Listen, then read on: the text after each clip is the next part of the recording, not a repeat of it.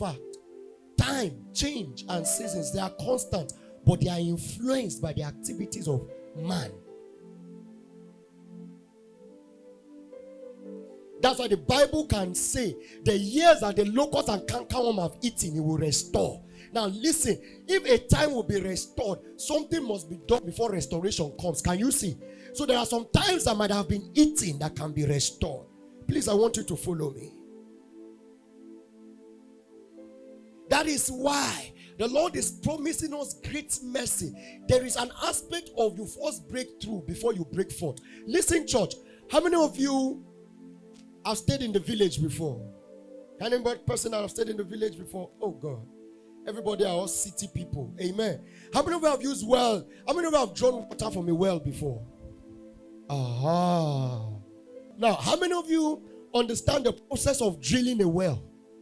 Do you observe that before you get to the point of that clean water, what happened? You first hit a particular layer. Am I correct? The water will not be that clean, right? And then you go a little bit deeper.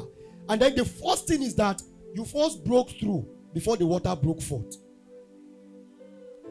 So you see, until you first break through, you cannot break forth. The breaking forth is the gushing dimension. That is the leaps and bounds. There is no breaking forth without first breaking through. You first break through. There is water here. Then you go a little bit deeper. And then you break forth. And at that point, it becomes clean. It becomes fresh. It becomes something that you can take again and again and again. You know, at that level, if you stop at that first layer, after a while, what happened? That well will dry off. Am I correct? Am I correct? So you see, there are things and actions that we must do to break through and break forth into new seasons. There was a time this man called Elijah, the Lord told him to go to a particular place and the ravens will be feeding him. And at this place, there was a brook where the water was coming forth. But the Bible said after a while, what happened? The brook dried up, verse 6. The ravens brought him bread and meat in the morning. And bread and meat, what? In the evening. And what? He drank from the brook. That was a particular season. Next verse. And it happened after a while. Somebody say after a while. Say it again, after a while. Listen to me. God expects us to graduate after a while. There are some things you have touched. After a while, you should enter a new level. After a while, you should tell yourself, no, at this level, I should be doing more. Somebody say it again, after a while. After a while, what happened? That the brook what? Dried up. Because there had been no rain in the land. The next verse.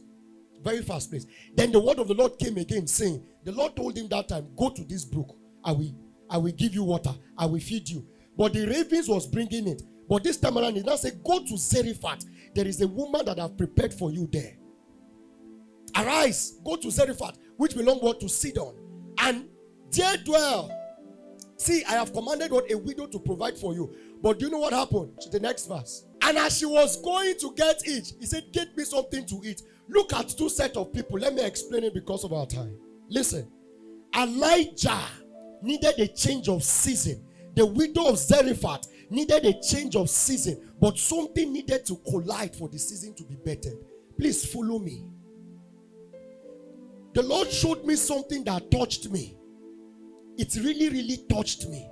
Sometimes we don't know when a season have ended. And then God is closing a season for us to take us into something better. But we are still expecting the remnant of the old season. You will understand what I'm saying. It touched me because a lot of us, do you know that if you are in the plan of God and you are in the will of God, God can close a season, and that close of season will look like the frustration of the devil. And it's actually God that is involved. Let me give you a practical example you will understand. Look at what the Bible told, look at what the Lord told Abraham in Genesis chapter 12. He said, get thee out of your kindred, of your family. Genesis chapter 12. He said, get thee out. Look at it. The first thing he needed to do to change his season was to take him out of his comfort zone into a place that looked like wilderness. And in the midst of that wilderness, there was the season of his next greatness and advancement. There are some of you here that the Lord purposely allowed you to be sacked so that you can start your company. But you are not seeing the company yet. You are still seeing the remnant of the old job. And it was like, Lord, I am not meant to be sacked, but the Lord orchestrated your sack Because you are in his plan. The Lord said you have been here for a while. At this point, you should not be an employer, you should be employing labor. So the Lord can push you out of your comfort zone to test your sensitivity, if you will be sensitive enough to catch the glimpse of the new season.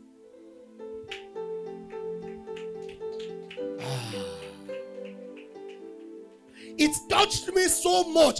That was why the experience I now faced when I was about to move, it totally died yesterday, because the Lord orchestrated the movement even when it was not palatable, because it was a birth of a new season. So we must be careful what we attribute to the devil. It might actually be God behind the scene.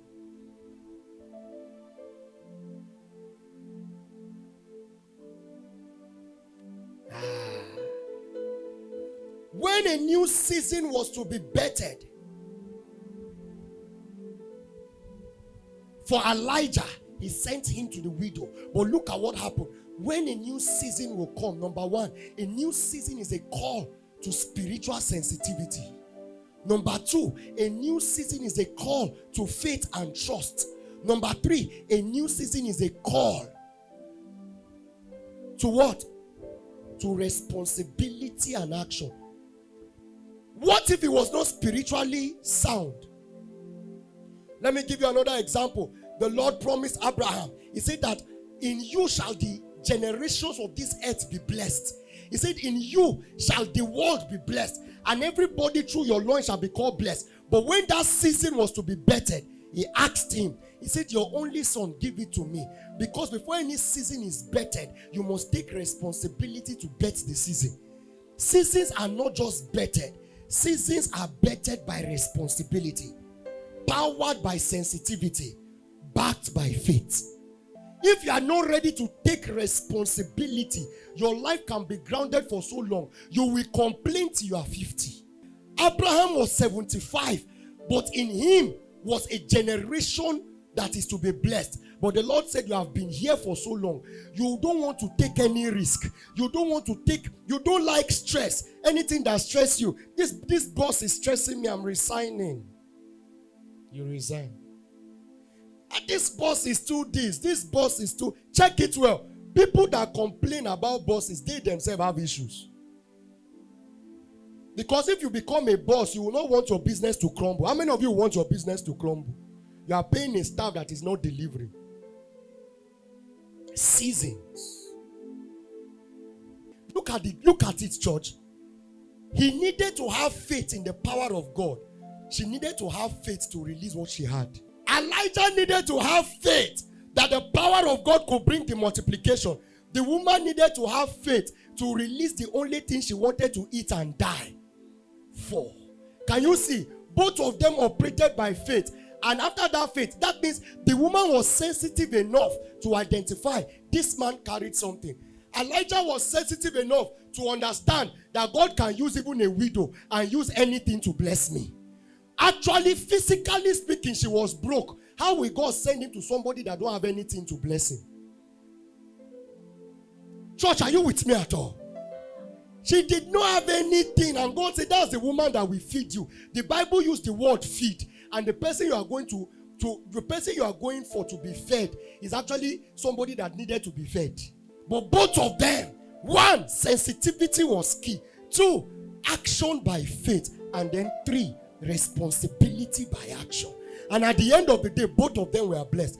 Elijah ate for long. She ate for long. Both of them wanted provision, but the actions and responsibilities were different. Your responsibility might be different from mine. Your own responsibility might be to just quit that habit, and then your new season will be bettered. My own responsibility might be to just sit in the room of prayer longer. Your own responsibility might be to take up that course, that one you have failed severally, and do it again before the new season is bettered. And until you believe in the infinite power of God, seasons cannot be bettered. My dear son here, Pastor Kola, sit down, sir. Don't worry, sir. God bless you. He said something to me. And he said, Pastor, they were running a company. And we all know what Nigeria is like. To rent a place, a good office space in a good place is not cheap. And then himself and his wife were in the house, running the business from the house. And then he woke up one day and he said, no, I want to rent an office. Look at it. Someone who wanted to rent an office cannot even pay. He's still trusting God to pay house rent. Listen, if you are not ready to step out of your comfort zone, you can never enter into new seasons. If only what you do is based on what you see, you will be there for long. That woman did not know where the next meal will come. But she said, after all, it is better to give this man. He is a man. That meal might last him for 1 week. If I eat it now, me and my son, it can't even feed us. We will eat it and die. So it takes some level of risk to enter new seasons. If you are not a risk taker, you will be grounded for long.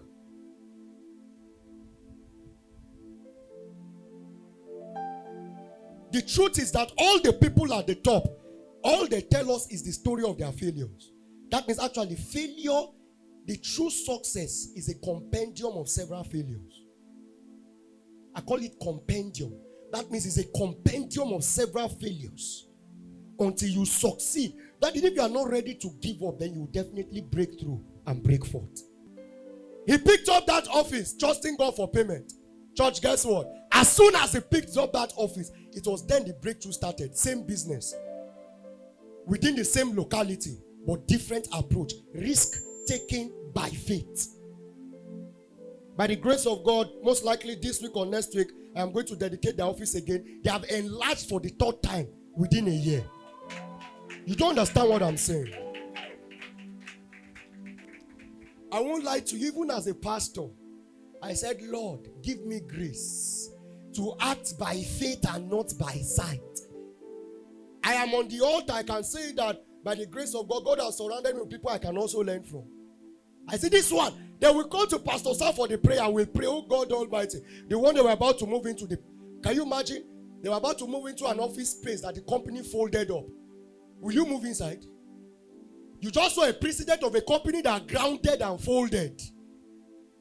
My brother, please, will you move inside that kind of office? You will say, Oluwa, Emimimo, Niboni Kinti Bere, Niboni Kinti Bere, Bere Shemi. It took me Bere singing, you know, to be Bere Shemi. But while I was praying, the Lord told me that yes, they should take that very office. And he also had a revelation. Then I asked myself, if the Lord told you that, will you do it?